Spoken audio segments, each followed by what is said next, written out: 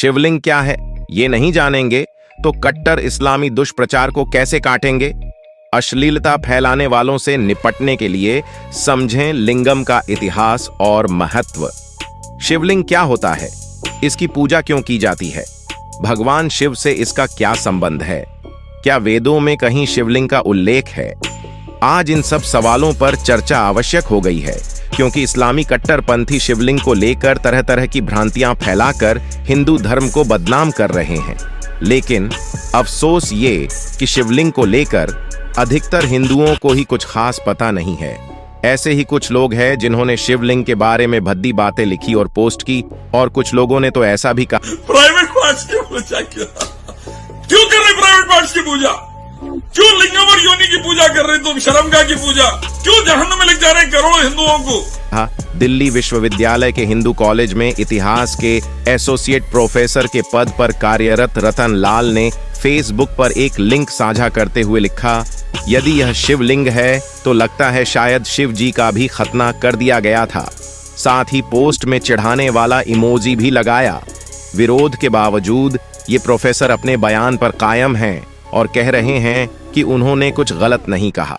इसी तरह उत्तर प्रदेश के मुजफ्फरनगर में सपा नेता मोहसिन अंसारी ने लीची के फल को काटकर उसके बीज की तुलना शिवलिंग से की। इसके बाद उसे गिरफ्तार कर लिया गया। एक अन्य घटना हिमाचल प्रदेश के सिरमौर जिले में स्थित पावंटा साहिब से सामने आई, जहां शिवलिंग की तुलना टॉयलेट सीट से करने के मामले में 2 लोग गिरफ्तार किए गए।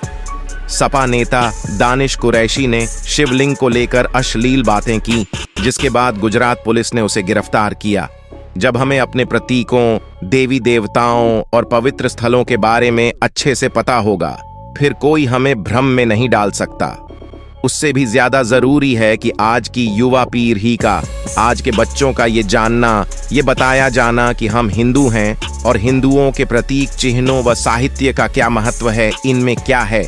शिवलिंग को लेकर भी अश्लील बातें की जा रही हैं, मजाक बनाया जा रहा है। ऐसे में हमें इस जंजाल को काटने की जरूरत है।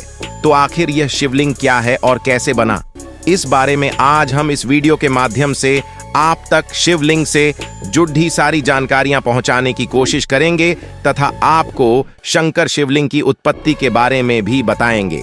तो दोस्तों, मेरा नाम है अभिनंदन उपाध्याय और आप हमारे वीडियो पर नए हैं तो चैनल को सब्सक्राइब और वीडियो को लाइक कर दे। तो चलते हैं वीडियो की ओर। तो दोस्तों, शिवलिंग भगवान शिव का प्रतीक है, जिसका आकार बेलनाकार होता है। शिवलिंग का ऊपरी अंडाकार भाग परशिव का प्रतिनिधित्व करता है तथा निचला भाग पीठम पराशक्ति का प्रतिनिधित्व करता है। शिव पुराण के अनुसार भगवान शंकर ही सबसे दिव्य देव हैं, जो हर कार्य के लिए उत्तरदायी हैं तथा संसार के परमेश्वर है। शिव पुराण में शिवलिंग के बारे में भी बहुत कुछ कहा गया है।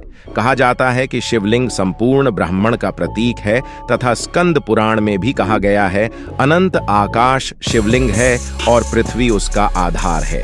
समय के अंत में समस्त ब्रह्मांड और समस्त ईश्वर शिवलिंग में विलीन हो जाएंगे। शिवलिंग में लिंग का अर्थ संस्कृत में चिन्ह, प्रतीक होता है। इसी प्रकार शिवलिंग का अर्थ हुआ शिव का प्रतीक। शिवलिंग ही संपूर्ण ब्रह्मांड है।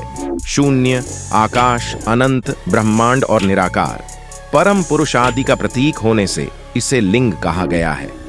कैसे हुई शिवलिंग की उत्पत्ति?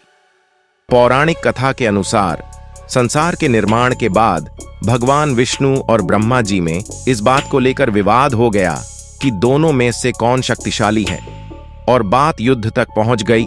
इसके बाद दोनों को आकाश में एक चमकदार पत्थर दिखाई पड़ा और भविष्यवाणी हुई कि जो भी इसका अंत या प्रारंभ खोज लेगा वही सबसे शक्तिशाली होगा। भगवान विष्णु नीचे तो भगवान ब्रह्मा ऊपर चले गए, पर दोनों में से कोई भी अंत न खोज सका। इसके बाद विष्णु जी और ब्रह्मा जी दोनों पुनः स्थान पर लौट आए, जिसके बाद भगवान विष्णु ने सत्य कह दिया कि वो इस खोज में असफल रहे हैं, परंतु भगवान ब्रह्मा ने असत्य कहा और कहा कि वो इस पत्थर का अंत खोजने में सफल रहे हैं। यह सुनकर शंकर भगवान अपने साकार रूप में प्रकट हुए और उन्होंने कहा कि यह पत्थर शिवलिंग है, जिसका न अंत है न आरंभ, जिसके बाद से शिवलिंग को भगवान शंकर के रूप में पूजा जाता है, क्योंकि भगवान शंकर को अनादि कहा गया है। शिवलिंग का इतिहास काफी पुराना है और वाराणसी के पास एक गांव में मिले एक शिवलिंग को 4000 साल पुराना बताया गया। सिंधु घाटी सभ्यता में भी भगवान शिव और शिवलिंग की पूजा के प्रमाण मिले हैं। इस आकर के कई पत्थर मिले हैं सिंधु घाटी सभ्यता के, और पशुपति सील भी मिली। भगवान शिव का एक नाम पशुपति भी है।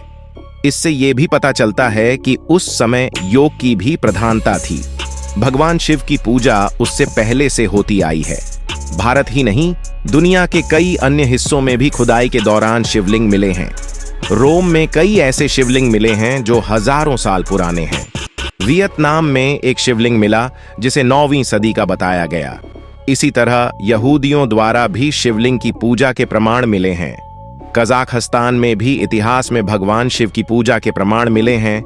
मेसोपोटामिया में भी शिवलिंग की पूजा का दावा किया जाता है। सनातन संस्कृति में लिंग पुराण में शिवलिंग की महत्ता की चर्चा की गई है।